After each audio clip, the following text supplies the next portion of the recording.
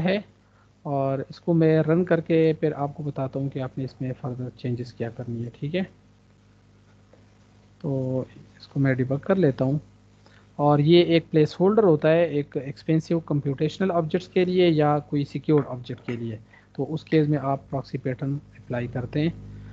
अब यहाँ पे हम क्या कर, इस एग्जांपल के अंदर हमारे पास क्या है कि इमेज है और इमेज का एक इंटरफेस है और उस इमेज के एक रियल इम्प्लीमेंटेशन है, एक उसकी प्रॉक्सी इम्प्लीमेंटेशन है। तो हम पहले रियल इमेज को डायरेक्टली यूज़ करते हैं, ये हमारा क्लाइंट है या ये हमारा डेमो जो है ये हमारा क्लाइंट है। और इसके अंदर मेन मेथड में हम रियल इमेज को डायरेक्टली यूज़ करते हैं। तो अब हम जब इसका कंस्ट्रक्टर डायरेक्टली कॉल करते हैं तो हम रियल इमेज को डायरेक्टली यूज़ कर रहे हैं।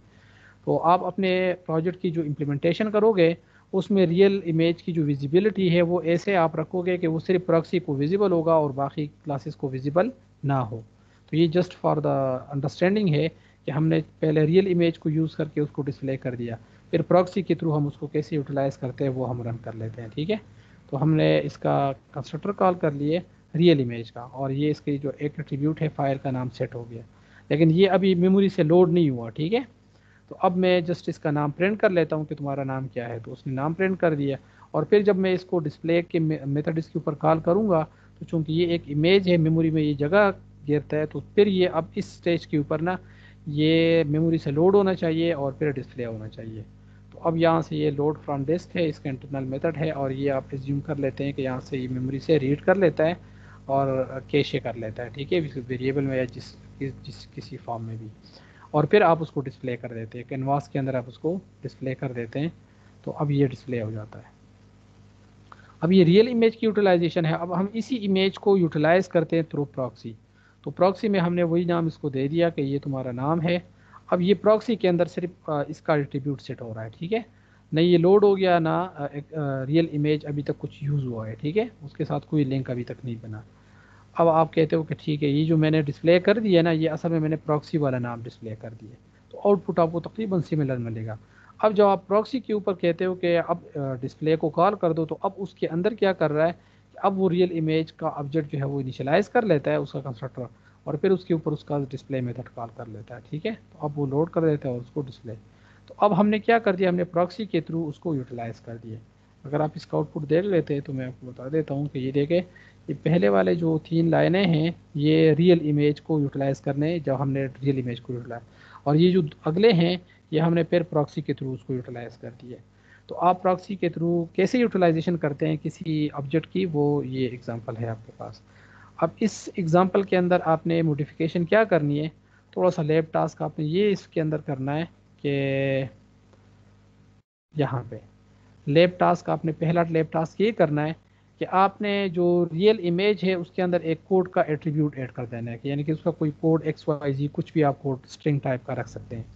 तो वो एट्रीब्यूट उसके अंदर ऐड करें और उसके सेटर और गेटर्स डिफाइन करें। ठीक है, और फिर जब आप उसको डिस्प्ले का मेथड कॉल हो प्रॉक्सी के ऊपर, तो प्रॉक्सी के अंदर जो कोड होगा उसको आप चेक करेंगे कि क्या वो कोड जो है वो रियल इमेज के साथ मैच करता है।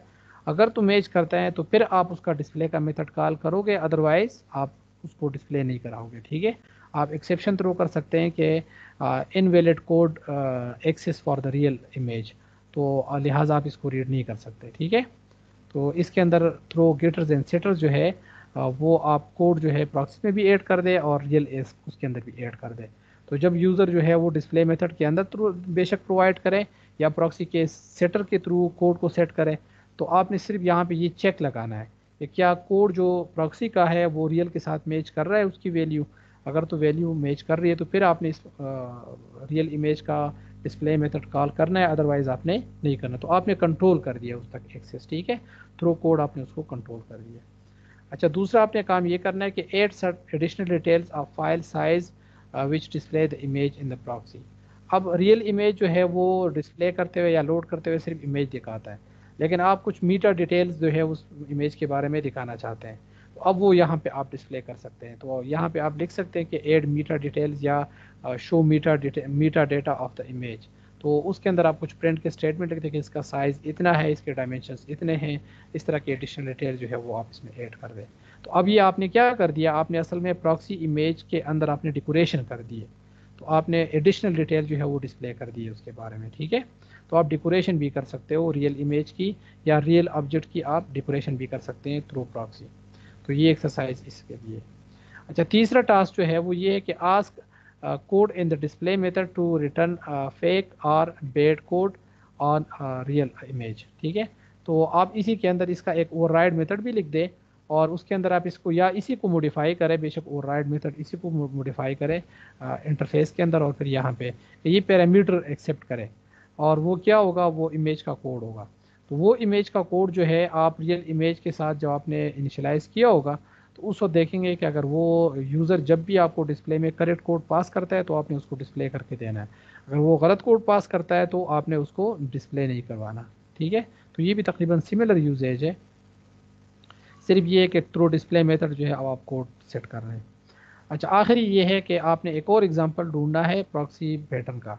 सबसे ज़्यादा जो बेस्ट यूज़ है एग्जांपल का वो ये है कि आप FYP में अपने देखें कि आपके प्रोजेक्ट के अंदर कोई ऐसे एक्सपेंसिव ऑब्जेक्ट्स है जिनको लोड होने में और प्रेजेंट यूज़र को प्रेजेंट करने में बहुत ज़्यादा थोड़ा सा टाइम ज़्यादा लगता है। तो उस तरह के ऑब्जेक्ट्स को आप प्लेस होल्डर डिफाइन करें, उसका सरोगेट या प्रॉक्सी उनके लिखें, और जब वाकई आपने उनको क्लाइंट को दिखाना हो तब आप उसका एक्चुअल काम करें उसके अंदर, अदरवाइज जो है वो सिर्फ इनिशियलाइज उसको रखें। इसके अलावा अगर आपके कोई सेंसिटिव ऑब्जेक्ट्स है या कोई क्रेडेंशियल्स वाले, यानी कि जिसका स्टेट जो है आप डिस्क्लोज नहीं करना चाहते हैं, तो उसका फेक स्टेट जो है आप प्रॉक्सी के अंदर सेट करेंगे और उसका जो रियल स्टेट है उसको उस रियल वाले ऑब्जेक्ट के अंदर सेट करेंगे। तो रियल ऑब्जेक्ट तक आप एक्सेस तब देंगे जब आपका कॉन्टेक्स्ट अलाउ करेगा, जिस तरह यहाँ पे कॉन्टेक्स्ट का आपको मैंने कहा कि कोड के थ्रू आप हैंडल करें, ठीक है। तो इसी तरीके से आप देखें कि आपके प्रोजेक्ट के अंदर इस तरह कोई सिक्योर ऑब्जेक्ट्स है या कोई कंप्यूटेशनली एक्सपेंसिव ऑब्जेक्ट्स है तो उनको जो है आप प्रॉक्सी प्रोवाइड करें, ठीक है। तो ये आपने इस तरह का कोई एक और एग्जांपल ढूंढ लेना है और वो आपने इम्प्लीमेंट करना है। तो ये था प्रॉक्सी पैटर्न के बारे में, और आई होप सिंपल सा पैटर्न है, इसमें कोई इतने कॉम्प्लिकेशंस वगैरह नहीं है।